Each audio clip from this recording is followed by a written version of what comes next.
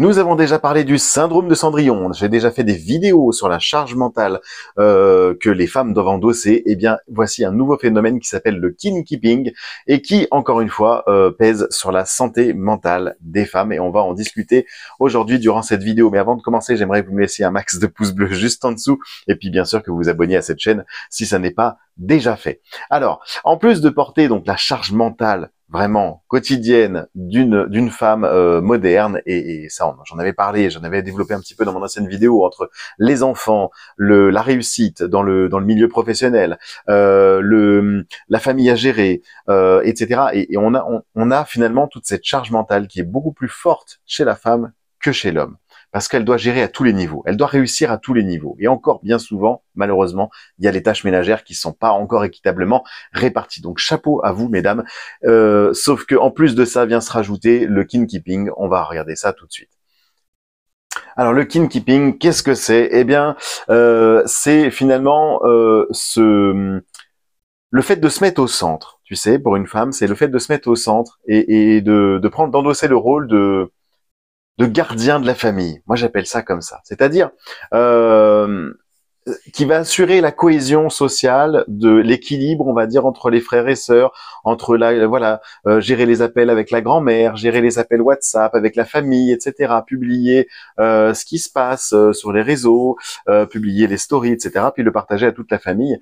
Et donc c'est la personne qui est en charge systématiquement de cette organisation, des repas de famille, des anniversaires, et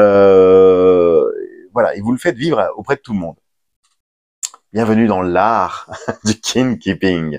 Bon, il y en a, et je leur tire mon chapeau, qu'ils le font très bien, mais c'est vrai que c'est encore un poids psychologique très lourd à porter, puisque vous vous placez en plus de ça en tant que gardien ou que gardienne plutôt de ce lien de parenté fort. En fait, vraiment, vous endossez votre cape de superwoman, et donc c'est une espèce de charge mentale qui est cachée. C'est pour ça que je voulais vous en parler aujourd'hui dans cette vidéo YouTube, parce qu'elle ne dit pas son nom et elle affecte encore plus d'un point de vue psychologique.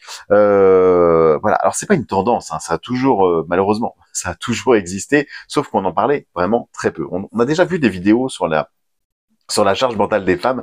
Là, on est en plein dedans. J'avais même déjà fait une vidéo sur le syndrome de Cendrillon. Je ne sais pas si vous vous souvenez. Là, on comprend bien le lien entre ce phénomène du coup sociétal et le syndrome de Cendrillon qui s'y rattache, c'est-à-dire ce syndrome-là de j'endosse le rôle de la mère parfaite, où tout doit être parfait, tout doit être millimétré, le goûter, les enfants, etc. Bon, il y a cette charge là sociétale et parentale pour le coup qui est énorme.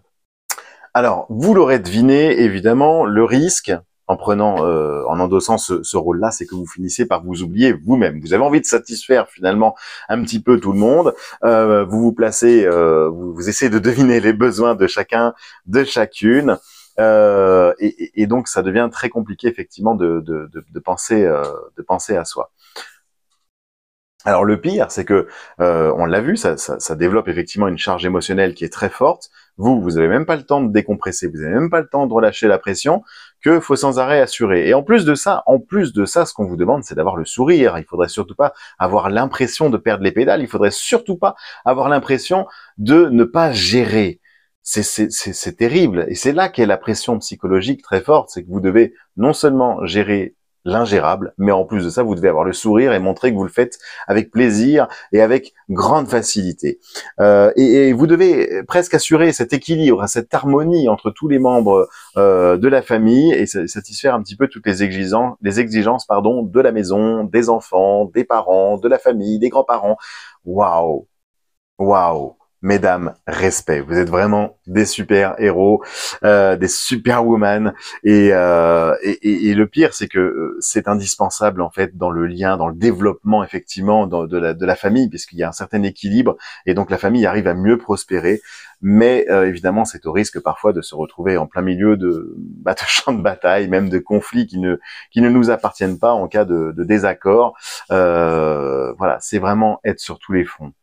C'est vrai, et il fallait le reconnaître, et il fallait faire cette vidéo pour en discuter. Puis le pire, j'ai envie de dire, c'est que tout ça se fait dans l'ombre finalement. Très peu de gens s'en rendent compte Je pense peut-être aux partenaires, aux conjoints, mais aussi évidemment les enfants. Bon, finalement, tout ça n'est pas reconnu. C'est-à-dire que c'est un équilibre qui est assuré, mais qui finalement n'a pas vraiment de crédit et est presque invisible, autant que, alors que pour autant, il est indispensable. Donc c'est vraiment un poids psychologique fort parce qu'il y a ce manque de reconnaissance également. Parce que en réalité, qu'est-ce qui va être reconnu par les autres, c'est tout ce qui est vu et évidemment tout ce qui est dans les coulisses, tout ce qui se passe, tout ce qui assure l'équilibre de la famille, hein, les devoirs pour les enfants, les machines, etc. Bon, laver le linge, etc. Donc finalement tout ça, ce sont les coulisses et ça personne ne le voit, personne d'autre que vous en tout cas. Et donc il y a ce manque de reconnaissance, ce vide vraiment le fait de travailler dans l'ombre et que les gens ne vont pas vous applaudir pour ça, ils vont vous applaudir plutôt pour le résultat, c'est-à-dire bon avoir de beaux enfants qui réussissent. Bon, il n'y a pas que les enfants, il y a aussi le couple, etc. Et un petit peu ce cadre idyllique que la société nous impose, voilà, d'avoir la maison, la vie parfaite avec un chien, un beau jardin, etc. Et que c'est pas forcément ça le bonheur. Enfin, en tout cas, c'est ce que la société veut nous dire, mais il n'est pas forcément là. Alors, vous allez me demander, mais quelle est la solution à ça? Parce qu'évidemment, ça n'est pas une facilité, fatalité, pardon, et je ne suis pas venu là, effectivement, pour vous dire que c'est une fatalité. Donc, la solution, c'est de mieux répartir, effectivement, cette charge. Cette charge, elle doit être répartie sur la famille et donc sur les deux partenaires, déjà bien se répartir les tâches. Et donc, il y a vraiment tout un tas de choses à mettre en place, d'organisation. Généralement, c'est juste de l'organisation, hein. Il n'y a pas grand-chose à faire, mais simplement réfléchir à mettre quelque chose de très particulier, de très personnalisé dans votre relation et dans votre famille pour que tout fonctionne beaucoup plus facilement et surtout alléger votre charge mentale. J'ai fait d'ailleurs un programme de formation là-dessus pour vous y aider et je propose également des accompagnements en visio si vous le souhaitez. Voilà, je propose des thérapies de couple et justement pour vous aider à répartir ces tâches-là et alléger votre charge mentale. Voilà, vous pouvez donc liker cette vidéo, évidemment réserver un rendez-vous en cliquant juste ici, puis vous abonner à ma chaîne si vous avez aimé cette vidéo. Voilà, mais je crois qu'il était indispensable de parler de ça aujourd'hui. Je vous embrasse, je vous dis à très vite, prenez soin de vous. Ciao, bye les amis.